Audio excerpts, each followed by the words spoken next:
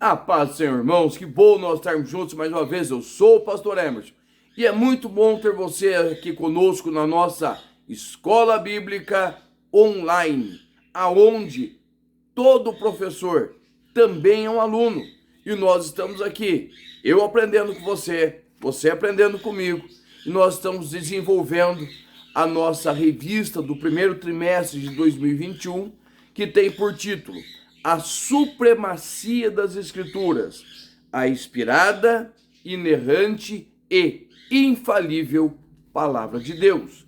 E nós, irmãos, estamos encerrando agora esse segundo bloco da nossa revista. O primeiro bloco, ela foi ali da lição de número 1 até a lição de número 4, que é uma introdução grande à bibliologia. As lições 5, 6 e agora 7 são lições práticas para o nosso dia a dia. Nós falamos sobre a estrutura da Bíblia, como ela está dividida. Nós falamos na lição de número 6, a Bíblia como sendo um guia, né, para as nossas vidas. E agora nós vamos falar o quê? A Bíblia transforma as pessoas. É a lição de número 7. E por que nós vamos falar disso? Pelo poder que a Bíblia tem por ser viva. Então nós estamos na lição 7, a nossa leitura, o tema da lição é a Bíblia transforma as pessoas. E preste atenção no nosso texto áureo, porque a palavra de Deus é viva e eficaz e mais penetrante do que qualquer espada de dois gumes, e penetra até a divisão da alma e do espírito, das juntas e medulas, e é apta para discernir pensamentos e intenções do coração. Hebreus capítulo 4, versículo 12. A verdade prática diz assim: a palavra de Deus é viva, anula os conselhos das trevas e nos torna humildes diante de Deus. Ou seja, nós vamos falar da capacidade da palavra de Deus em mudar aquilo que naturalmente nós somos, na transformação que a palavra de Deus ela faz em nós. Eu sempre digo para as pessoas, para os irmãos que congregam conosco aqui, eu só gosto de mim porque a palavra de Deus mudou quem eu era, porque eu não gosto do Emerson antigo. Eu gosto do Emerson que a palavra de Deus construiu. E como ela construiu? Entrando no âmago, lá no profundo da minha vida, transformando toda a minha existência. Então é por isso que é importante, irmãos, nós estarmos sempre lendo e vivendo a palavra de Deus, tá bom? Vamos para o nosso primeiro tópico, mas deixa eu dizer para você, você é nosso aluno. Você já marcou a sua presença aí? Vai lá, clica no joinha, clica no like lá. Isso vai dizer para nós que você está presente nas nossas aulas. E vai aqui no comentário e coloca tudo junto lá. Hashtag estou presente. Jogo da velha, estou presente. Tudo minúsculo, tudo junto. Isso é muito importante para nós. Quer dizer que você está presente, assistindo e gostando das nossas aulas. O tópico 1 vai nos dizer assim: a Bíblia é a palavra viva de Deus, ok? A palavra viva de Deus. E o que nós vamos compreender nesse tópico? Que todas as vezes que Israel deixou de crer na palavra de Deus, ela foi acometida por infortúnios. E quase que Israel perde totalmente o seu lugar como povo de Deus, porque eles abandonaram a palavra de Deus. Se você for ler Isaías, os profetas menores, os 12 profetas menores, você vai ver que todos eles, né, eles têm um único som, um grito, que é chamar o povo de volta para a palavra. Por quê? Eles estavam num nível tal de afastamento de Deus, que a Bíblia para eles estava como se fosse apenas um livro de histórias, um livro de fábulas, um livro de cunho moral. Então eles foram se afastando da palavra, de tal maneira que nós vamos ver bem claro lá nos livros de Crônicas de Reis, que o motivo do cativeiro foi exatamente esse: o afastamento de Israel da presença do Senhor. Eles abandonaram a Deus e por isso acarretou sobre eles todos os infortúnios que Deus já havia dito em Deuteronômio, certo? Eles estavam com a maioria dos nossos crentes hoje. O que os nossos crentes querem? Eles querem as promessas da Bíblia, mas eles não compreendem que as promessas da Bíblia estão diretamente relacionadas com a forma que eles vivem a palavra. A palavra de Deus, ela é viva. Ela é viva não só porque Cristo, ele está vivo em nós, mas ela é viva porque ela é para ser vivida. Eu procuro ensinar na igreja que a palavra de Deus não é para ser lida, a palavra de Deus é para ser vivida. Por quê? Muita gente nunca vai pegar um livro dessa grossura e vai ler. Muita gente até tem Bíblia em casa, mas ele lê um salmo, um versículo, alguma coisa assim como se fosse uma chave mística. Mas a palavra de Deus, ela é viva. Ela é viva o quê? Para transformar a nossa vida. Ela é viva para quê? Para mudar os nossos pensamentos. E isso está muito claro em Hebreus capítulo 4, versículo 12. Por que a palavra de Deus ela é viva? Ela é viva e ela é penetrante. Ela vai entrar lá aonde ninguém entra. Ela vai trabalhar aonde cirurgião nenhum pode trabalhar. A palavra de Deus ela vai operar aonde psicólogo, terapeuta, ninguém pode. Por quê? Porque ela vai trabalhar no âmago, lá no fundo, na divisão da alma e do espírito, aonde ninguém consegue chegar. A palavra de Deus, ela chega. Por quê? A divisão da alma e do espírito? Porque isso daqui é corpo, corpo é matéria, tá? A alma e o espírito, elas são outras duas partes distintas do homem, certo? Duas partes distintas, certo? A alma é a sede das nossas emoções. O espírito é o nosso lugar de relacionamento com o Senhor, relacionamento com Deus. Então, a palavra de Deus, ela vai lá no meio, na divisão, aonde os subterfúgios humanos não conseguem ir. E o que ela faz quando chega nesse lugar? Ela remove o pecado. Ela entra e faz a separação entre aquilo pertencente a Deus e o nosso relacionamento com o mundo.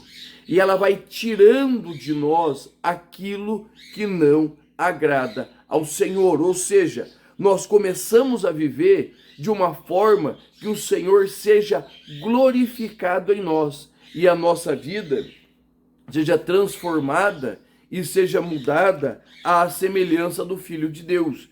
Então, a palavra de Deus, ela vai entrar aonde ninguém mais entra. E o que ela vai fazer? Ela vai discernir. Preste atenção. Ela vai discernir os pensamentos. Aí que o bicho pega. Por quê? Quando nós falamos no arrebatamento da igreja, quando nós falamos do tribunal de Cristo, nós não estamos falando de um tribunal para salvação, é salvo ou não é salvo. Nós estamos falando de um tribunal que vai ser julgado as nossas obras. Não é o que nós fazemos, mas é o porquê nós fazemos. Não é o que nós estamos vivendo, mas é por que nós estamos vivendo. E aí está o poder da palavra de Deus. Porque é somente a palavra de Deus que pode, certo? Trazer a clareza sobre as nossas atitudes, o porquê que nós estamos fazendo. Irmãos, nós vemos muitas pessoas e denominações aí que se dizem cristãs, mas não são, certo? Que a salvação está por obras. Quanto mais revistinha vender, quanto mais cesta básica doar, quanto mais bonzinho for, vai alcançar a salvação. E nós entendemos que não.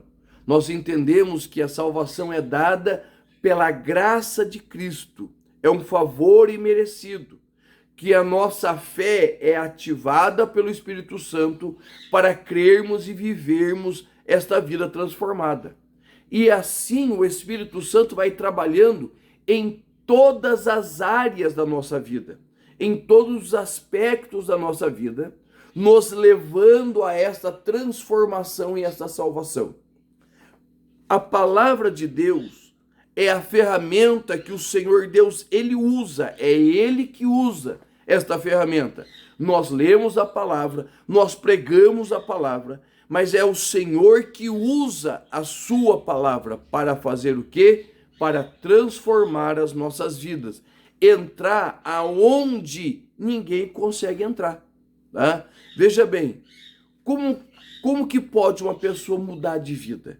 Através da transformação de pensamentos e hábitos, se não for uma intervenção divina, aonde o Senhor entra lá e transforma todo o pensamento, transforma todas as atitudes, transforma todas as ações e reações através da palavra. É isso, irmãos, que nós cristãos precisamos entender. Quando nós lemos a palavra, quando nós nos aprofundamos na palavra, nós estamos fazendo o quê? Passando a nossa vida pela peneira do céu, aonde tudo que é impureza vai ficando e vai descendo só a flor de farinha, aquilo que é mais rico, aquilo que é mais especial, aquilo que é mais importante e o que glorifica o Senhor. E a palavra de Deus, ela vai fazendo o quê? Ela vai limpando a nossa vida, tá? Veja bem, ela é uma espada de dois gumes, ou seja, ela corta dos dois lados, certo? Ela corta quando eu estou pregando, ela corta você, mas ela corta a mim também, tá? Porque a palavra de Deus, Pedro vai deixar bem claro que ela não é de particular interpretação. Homens santos falaram, inspirados por Deus, beleza?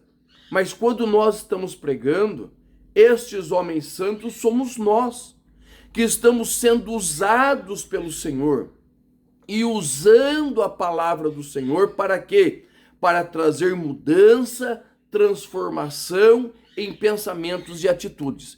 Então, por isso que é importante, irmãos, que a palavra seja pregada na igreja. Você precisa. Irmão, professor, você que é professor de escola dominical, nós precisamos falar da palavra.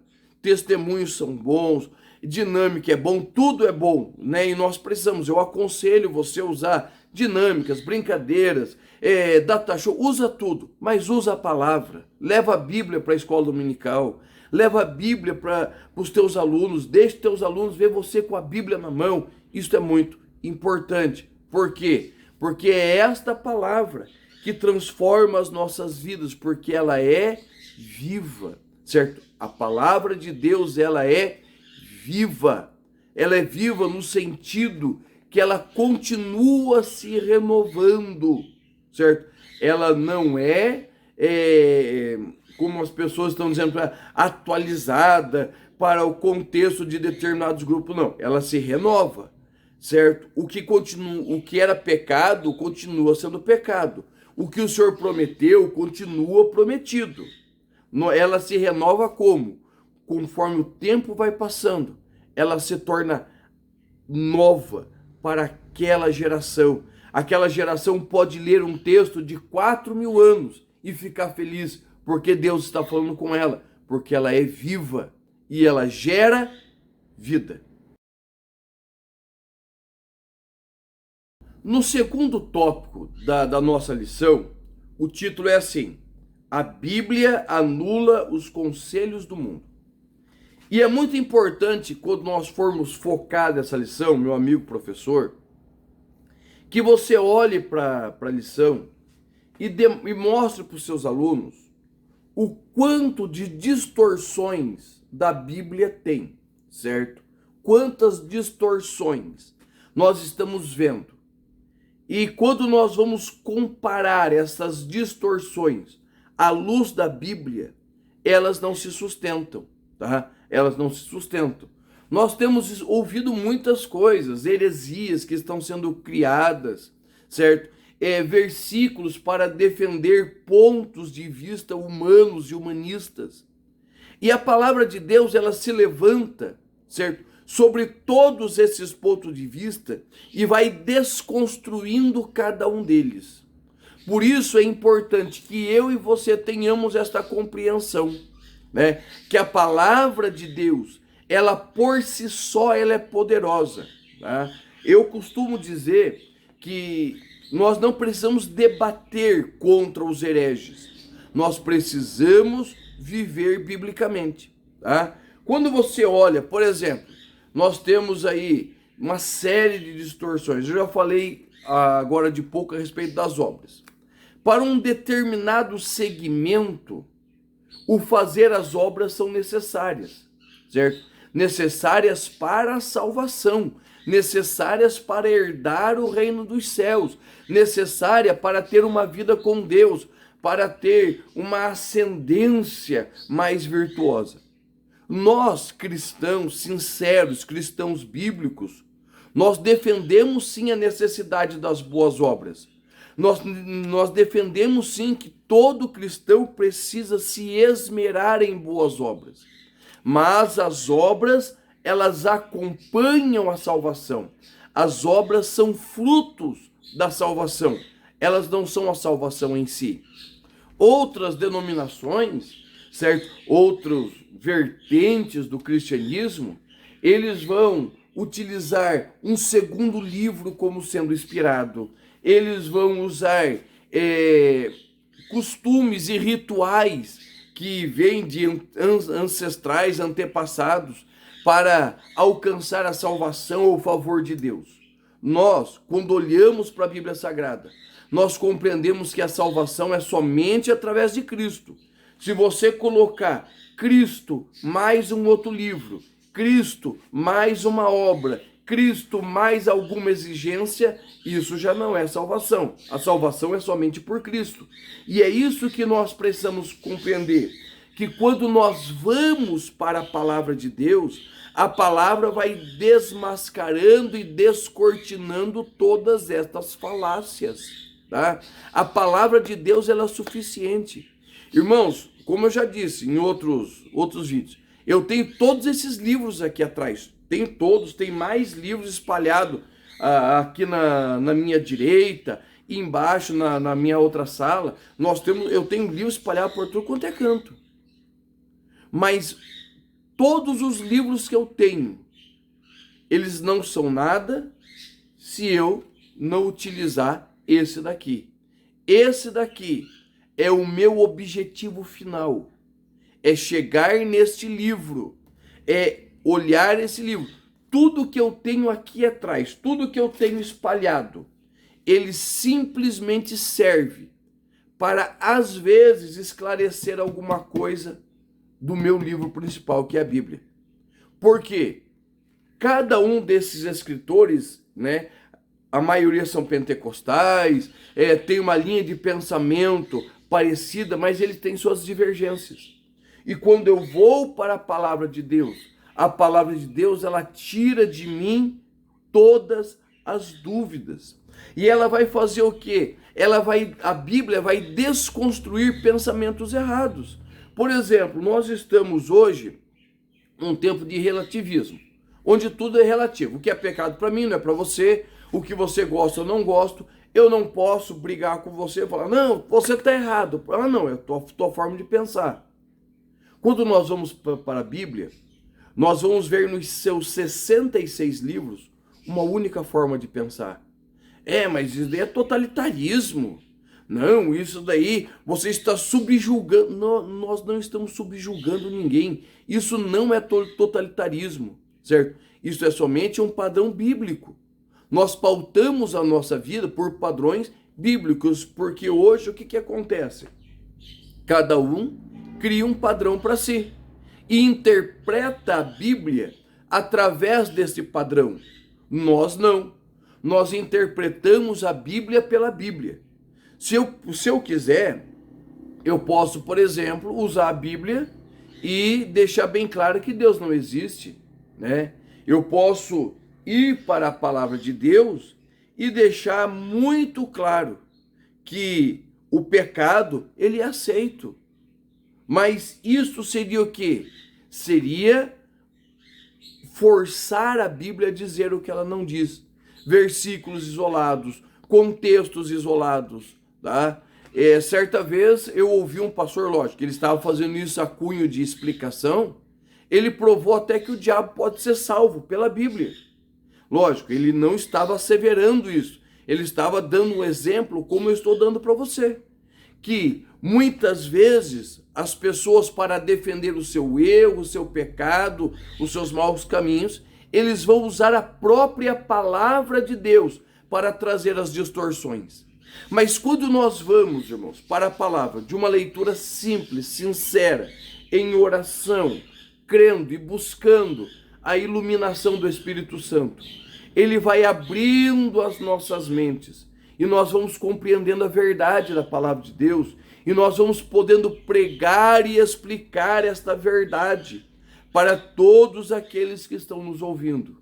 Por isso nós dizemos, cremos e afirmamos que a Bíblia, ela é a palavra de Deus e só ela é suficiente. Nós não precisamos de mais nada. Tudo que eu tenho aqui é simplesmente um complemento para este livro aqui. Este livro é a minha regra de fé e prática. Ando por ele, vivo por ele, anseio por ele, suspiro por ele e por nada mais. Então é importante que nós tenhamos isso em mente, que tudo é bom, mas a Bíblia, ela é final. E principalmente quando nós fazemos uma leitura simples e sincera da palavra de Deus.